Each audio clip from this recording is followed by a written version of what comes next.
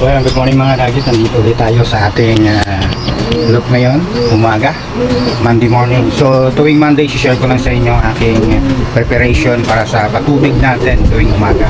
So itong Monday, nakapag-create na ako ng oregano juice with bawang at syempre hinaluan ko rin ito ng apple cider vinegar.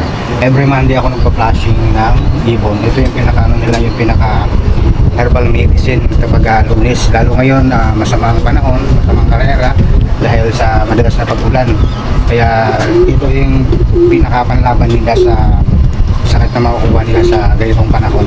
So kasama na dito yung aking flyer stock at saka mga breeder, pati na rin yung aking warriors ngayon na nilalaban.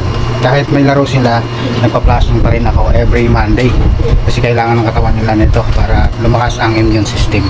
So ito, naka-ready na yung ano natin, yan, yung mga pagtukaan. Kaya tuwing gabi, inaano ko yan, kaya ito malinis na rin. Laging malinis dapat every morning yung ating mga gamit sa kalapate. So ito, magsasali na tayo ng oregano, ayan oregano juice. May, sa paggamit pala na itong oregano juice ay dapat hanggang ano lang nila gagamitin. Huwag mo nang palagpasin ng hapon, dapat makainom na sila, kaya dapat sa umaga ito binibigay para pagtapos nila kumain ay makainom na ng prepare natin kasi tuwing pagdating ng alauna, nagre-refresh na ako ng plain water. Dapat may follow up to na plain water. So yan lang yung ating video for today.